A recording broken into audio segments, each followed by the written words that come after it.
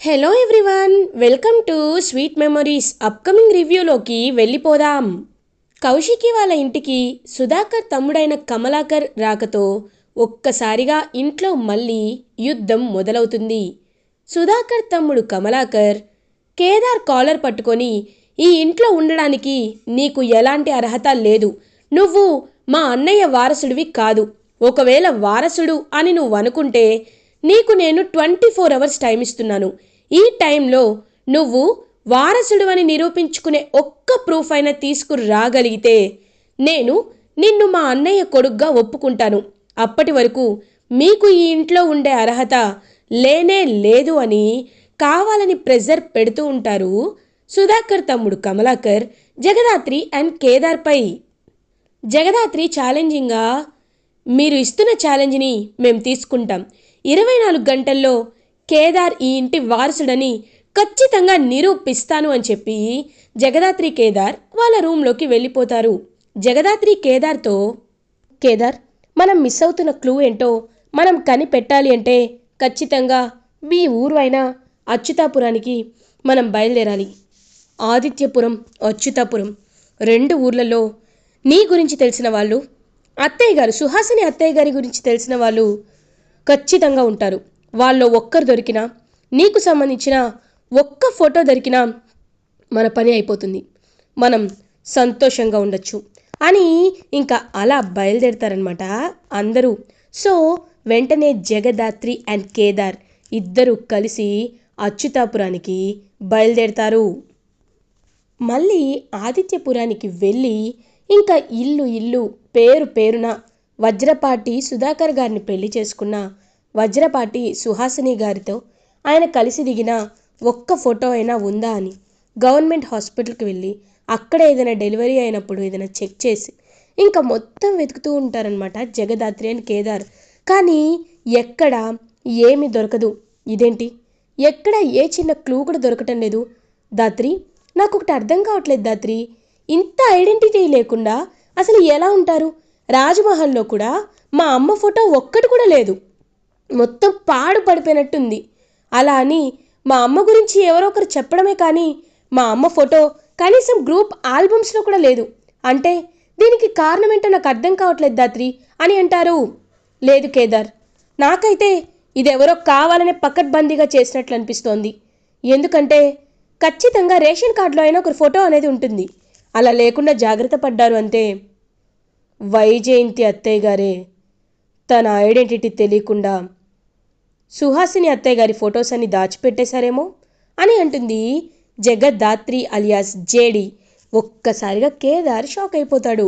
నువ్వు చెప్తుంటే నాకు అదే నిజం అనిపిస్తుంది దాత్రి అని ఇంకలా ఇద్దరు ఆలోచనలో పడితే కరెక్ట్గా అదే టైంకి వైజయంతి డోర్స్ అన్నీ క్లోజ్ చేసేసుకొని ఇంక వెంటనే తన దగ్గర ఉన్న ఒక పాత లాకర్ ఓపెన్ చేసి చూస్తూ ఉంటుంది. అందులో సుధాకర్, సుహాసిని అండ్ కేదార్ చిన్న బాబప్పుడు ఎత్తుకున్న ఫొటోస్ కనబడతాయి. ఒక్కసారిగా ఇంక వాటిని చూస్తూ, సుహాసిని, నిన్ను సంపేలనంత కోపం వచ్చిండది, కానీ నేను వెళ్ళేపాటికే నువ్వే చచ్చిపోయావు. ఒకటి మాత్రం నిజం, నేను నా బావ, నా సుధాకర్ కోసమే నిన్ను ఆయన్ని విడదీసి నిన్ను తప్పించి ప్రేమించి పెళ్లి చేసుకున్నా. కానీ ఇప్పుడు మళ్ళీ ఆ కేదార్ నా జీవితంలోకి అడుగు పెట్టుండాడు.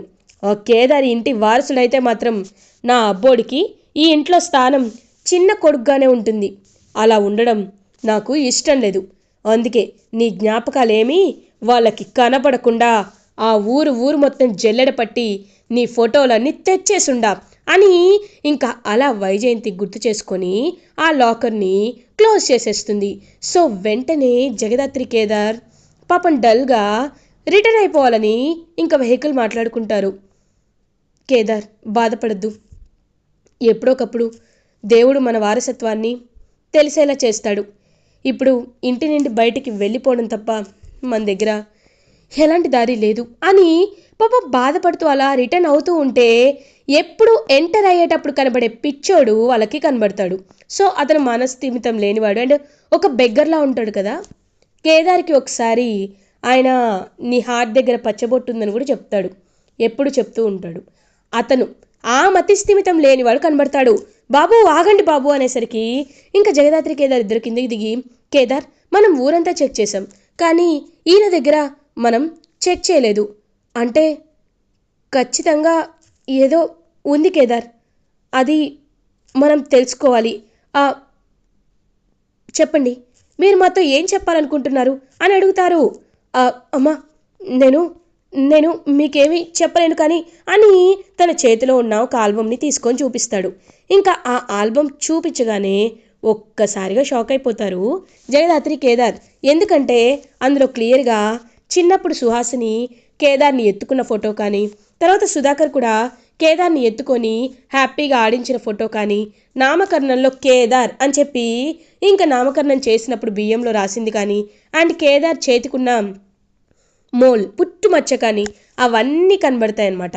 ఒక్కసారిగా ఇంకా అలా షాక్లో ఉండిపోతారు.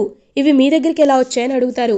నేను సుహాసిని వాళ్ళ అన్నయ్యని, అంటే సుహాసిని పెద్దమ్మ కొడుకుని, కానీ నాకెక్కడ ఆస్తి దక్కుతుందో అని ఆ గుమ్మస్తానే వైజయంతితో కలిసి ఇదిగో నాకు ఇలా చేశారు అని చెప్పి ఇంకా ఆయన మతిస్థిమితం అంతా లేకుండా చెప్తూ ఉంటాడనమాట ఒరిజినల్గా.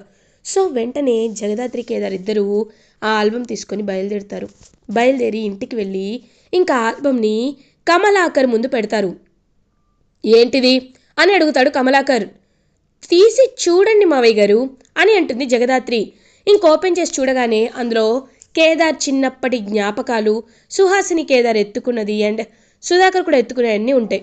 ఒక్కసారిగా కమలాకర్, ఆల్బమ్ తెచ్చారు బాగానే ఉంది, కానీ అందులో ఉన్నది నువ్వేనా కాదా అని మాకెలా తెలుస్తుంది?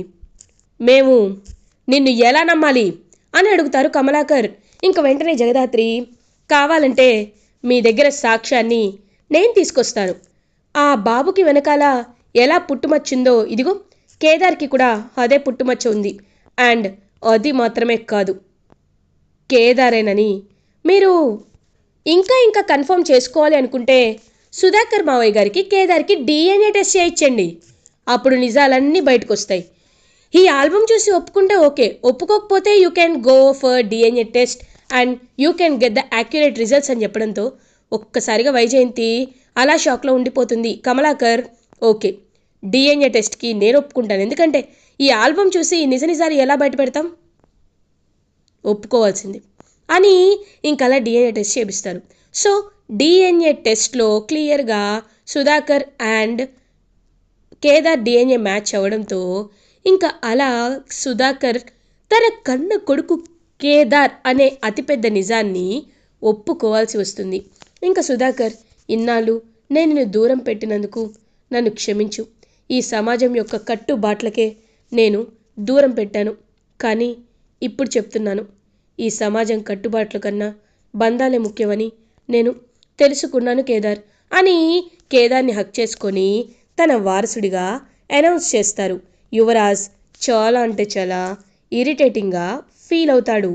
సో కమలాకర్ కూడా కేదార్ దగ్గరికి వచ్చి, కేదార్ నేను తప్పుగా అర్థం చేసుకున్నాను, ఐఎమ్ సారీ, నువ్వు మా అన్నయ్య కొడుకువేనని నేను ఒప్పుకుంటున్నాను అని ఇంకా అలా చెప్పడంతో పాపం ఎంతో హ్యాపీగా కేదార్ని హక్ చేసుకుంటారు కమలాకర్. ఇంకా అలా కేదార్ తన ఇంటి వారసుడిగా హ్యాపీగా అనౌన్స్ చేసేసరికి ఫ్యామిలీ మెంబర్స్ అందరూ ఎంతో హ్యాపీగా ఫీల్ అవుతారు.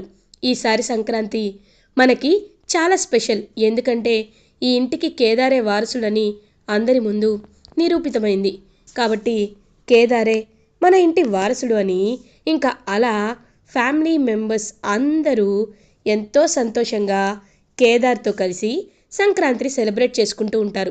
ఇదంతా ఒక కార్నర్లో కూర్చొని గమనిస్తూ ఉంటారు వైజయంతి, నిషిక, యువరాజ్. ఇలాంటి రోజు రాకూడదనే నేను ఎన్నో నిజాలు దాచాను, ఎన్నో అవమానాలు పడ్డాను, కానీ ఇలాంటి రోజు నా కళ్ళతో చూస్తానని అస్సలు అనుకోలేదు. మనమేమో ఇలా ఉంటే వీళ్ళేమో భోగి మంటలు వేసుకొని ప్రశాంతంగా ఉంటారా, ఇది నేను చూడలేకపోతున్నానమ్మీ అని అంటారు. నేను కూడా చూడలేకపోతున్నాను అత్తయ్య, కానీ తప్పదు కదా, ఇప్పుడు మనం ఏ నోరు జారినా వాళ్ళు ఖచ్చితంగా మనల్ని ఏదో ఒకటి అంటారు అని నిషిక కూడా అలా కోపంతో చూస్తూ ఉంటుంది. సో అలా అక్కడి నుండి ఎంతో హ్యాపీగా భోగి మంటలు వేసి గొబ్బెమ్మలు పెట్టి అందరూ కలిసి భోగి మంటల చుట్టూ తిరుగుతూ ఉంటారు జగదాత్రి, కేదార్ అండ్ ఫ్యామిలీ. ఇంకా అలా అందరూ కలిసి హ్యాపీగా సంక్రాంతిని సెలబ్రేట్ చేసుకుంటూ ఉంటారు. కౌశికి అండ్ జగదాత్రి ఇద్దరు కలిసి అన్ని పిండి వంటల్ని రెడీ చేస్తూ ఉంటారు. ఇంకా అలా కేదార్ యువరాజ్ దగ్గరికి వస్తాడు. చూడు యువరాజ్, నేనెప్పుడు నీ స్థానాన్ని తీసుకోవాలి అనుకోలేదు. నువ్వెప్పటికీ ఈ ఇంటికి యువరాజువే. కావాలంటే నాకు దక్కే ఆస్తంతా నేను నీ పేరు మీద రాస్తాను. నువ్వు నాకు కావాలి, నీతో ఉన్న బంధం నాకు కావాలి, అంతేకాని ఈ ఆస్తులు కాదు అని ఇంకలా యువరాజ్ చేతిలో ఆస్తి పేపర్లు పెడుతూ ఉంటే ఒక్కసారిగా యువరాజ్ షాక్ అవుతాడు. చూడు, నీ ఆస్తి ఎవరికి కావాలి? నాకు కావాల్సింది ఇంటి గుర్తింపు అని అంటాడు. ఎప్పటికైనా నువ్వే ఈ ఇంటి వారసుడివి అని కౌశికి కూడా యువరాజ్కి చెప్పడంతో అలా ఇంకా యువరాజ్ కేదార్ వైపు చూస్తూ ఉంటాడు. అది ఎప్పటికీ జరగదక్క, నాకు తెలుసు అని అక్కడి నుండి వెళ్ళిపోతాడు. యువరాజ్ కోపం ఎప్పుడూ ఇంతే. ఎప్పుడైనా ఒకసారి ఫిక్స్ అయ్యాడంటే ఇలాగే కోపంగా ఉంటాడు. వాడి మాటలు నువ్వేం పట్టించుకోవద్దు కేదార్, మీరందరూ హ్యాపీగా భోజనం చేస్తూ ఉండండి అని అందరూ కలిపి హ్యాపీగా సంక్రాంతి సెలబ్రేట్ చేసుకుంటూ జగదాత్రి కేదార్ని ఇంటి అఫీషియల్ కొడుకు కోడలుగా, కేదార్ని వారసుడిగా ప్రకటిస్తారు సుధాకర్. ఇంకా అలా జగదాత్రి కేదార్ వచ్చి మనం సంక్రాంతి సంబరాల్ని జరుపుకోవాలి కదా, ఏంటి ఇలాగే ఉన్నారు, రండి రండి అని చెప్పి అందరినీ ఇంకా హ్యాపీగా భోగి మంటల దగ్గరికి తీసుకువెళ్ళి జగదాత్రి కేదార్ భోగి మంటలు వేస్తూ గొబ్బి పాటలు పాడుతూ హ్యాపీగా ఎంజాయ్ చేస్తూ ఉంటారు. అదే టైంకి వైజయంతి, ఏందిది, నేనేది జరగకూడదు అనుకున్నానో అదే జరిగింది. అయినా ఇప్పుడు ఈ కేదారు నా ఇంటి వారసుడైపోయిండా? నా అబ్బోడు మాత్రమే ఇంటి వారసుడు అవ్వాలనుకున్నా, కానీ ఇప్పుడు ఈ కేదార్ కూడానా అని కోపంతో రగిలిపోతుంటే అప్పుడే కరెక్ట్గా మాధురి అండ్ మాధురి వాళ్ళ హస్బెండ్ వంశీ వాళ్ళ బుడ్డోడితో ఇంటికి వస్తారు. వైజయంతి బుడ్డోడా అని చెప్పి వెళ్ళి వెంటనే తన మనవన్ని ఎత్తుకుంటుంది. మాధురి, నీ గురించే ఎదురు చూస్తున్నా, రా రా రా అని చెప్పి ఇద్దరిని లోపలికి తీసుకువెళ్తారు. ఇంకా వెంటనే కౌశికి, పిన్ని ఎలాగో మాధురి ఇక్కడ వచ్చేసింది కాబట్టి అందరూ కలిసి సంక్రాంతిని హ్యాపీగా ఎంజాయ్ చేద్దాం అని అందరూ హ్యాపీగా వాళ్ళ సంక్రాంతిని ఎంజాయ్ చేస్తూ ఉంటారు. అదంతా చూస్తున్న కేదార్ తన రూమ్లోకి వచ్చి వాళ్ళ అమ్మ సుహాసిని ఫోటో వైపు చూస్తూ చాలా ఎమోషనల్గా ఫీల్ అవుతాడు. అమ్మ, ఏ గుర్తింపు కోసమైతే నేను ఇన్ని రోజులు పోరాడానో అదే గుర్తింపు నాకు ఇవాళ వచ్చింది. నిజంగా నాకు చాలా సంతోషంగా ఉంది. ఒకవేళ నువ్వు బ్రతికుండుంటే ఎంతో ఎంతో హ్యాపీగా ఫీల్ అయ్యేదానివి కదా, నువ్వు నన్ను చూసి మురిసిపోయేదానివి కదా అని పాపం చాలా బాధపడుతూ ఉంటాడనమాట కేదార్. అదే టైంకి జగదాత్రి, శ్రీవల్లి అటుగా వచ్చి ఇంకా కేదార్ వైపు చూస్తారు. అన్నయ్య, ఏమైంది, ఎందుకు బాధపడుతున్నావు అని చెప్పి చూస్తూ ఉంటే జగదాత్రి, ఇదిగో ఇది కేదార్ వాళ్ళమ్మ, అంటే మా అత్తయ్య గారి ఫోటో, అందుకే మా అత్తయ్య గారి ఫోటో చూసి ఎమోషనల్ అవుతున్నాడు కేదార్ అని అంటుంది జగదాత్రి. ఏంటి, ఏది, ఒకసారి నేను ఫోటో చూడొచ్చా అని ఫోటో తీసుకుంటే ఒక్కసారిగా శ్రీవల్లి షాక్ అయిపోతుంది. ఇదేంటి ఈ ఫోటో అని అంటుంది. ఏమైందమ్మా, ఈ ఫోటో నీకు ముందే తెలుసా అని అడుగుతారు కేదార్. తెలుసన్నయ్యా, నాకు చిన్నప్పుడు అమ్మ అనాథ శరణాలయంలో వదిలేసేటప్పుడు ఒక ఆవిడ ఫోటో వచ్చిందన్నాను కదా, అది ఈవిడ ఫోటోనే అని అనడంతో ఒక్కసారిగా షాక్లో ఉండిపోతారు జగదాత్రి అండ్ కేదార్. ఏంటి, మా అమ్మ ఫోటో? వైజయంతి పిన్ని నీకు అమ్మ అని ఇచ్చారా అని అంటారు. అవునన్నయ్యా అని చెప్పేసరికి, సరేమ్మా నువ్వు ఎక్కువగా ఆలోచించొద్దు, వెళ్ళు అని చెప్పి ఇంక కేదార్ పంపించేసి, జగదాత్రి, నాకెందుకో వైజయంతి పిన్ని ఇంకా మన దగ్గర ఏదో విషయాల్ని దాచి పెడుతుంది అనిపిస్తుంది. అంటే ఖచ్చితంగా ఇది ఏదో తెలియని విషయమే. అయినా మా అమ్మ ఫోటో శ్రీవల్లికి ఇవ్వడం ఏంటి అని అంటారు. కేదార్, మొదటి నుండి మనం గమనించింది ఏంటి అంటే ఎప్పుడు శ్రీవల్లిని తన కన్న కూతురిగా వైజయంతి గారు చూడలేదు. ఎప్పుడు తన్ని బయటికి గెంటేద్దామా, తనపై నిందలు వేద్దామా అనే ఆలోచిస్తూ ఉంటారు. ఇదంతటికీ నేను చూస్తుంటే దీని వెనుక ఉన్న కారణం ఒక్కటే, శ్రీవల్లి నీ చెల్లెలు, నీకు తోడ పుట్టిన చెల్లెలు. అందుకే ఆ విషయాన్ని బయటికి చెప్తే ఎక్కడ ఆస్తిలో వాటా రాదేమోనని ఇలా చేశారు. ఖచ్చితంగా ఇదే అయి ఉంటుంది కేదార్. వైజయంతి గారు ఈ విషయాన్ని దాచిపెడుతున్నారు అని చెప్పడంతో ఒక్కసారిగా షాక్లో ఉండిపోతాడు కేదార్. శ్రీవల్లిని కూడా ఈ ఇంటి వారసురాల్ని ఖచ్చితంగా చేద్దామని చెప్పి ఇంకా అలా అక్కడి నుండైతే వెళ్ళిపోయి కింద సంక్రాంతి సెలబ్రేషన్స్ని హ్యాపీగా జరిపిస్తూ ఉంటారు జగదాత్రి అండ్ కేదార్. ఇదంతా చూస్తూ నిషిక, యువరాజ్, వైజయంతి చాలా జెలస్గా ఫీల్ అవుతుంటే కౌశికి, సుధాకర్, కమలాకర్, మాధురి వాళ్ళు మాత్రం చాలా అంటే చాలా హ్యాపీగా ఫీల్ అవుతారు. ఇలా ఎపిసోడ్ ఎండ్ అవుతుంది. ఫర్దర్ ఎపిసోడ్ రివ్యూస్ ముందుగా మీకు కావాలి అనుకుంటే మా ఛానల్ సబ్స్క్రైబ్ చేసుకోండి. Thanks for watching.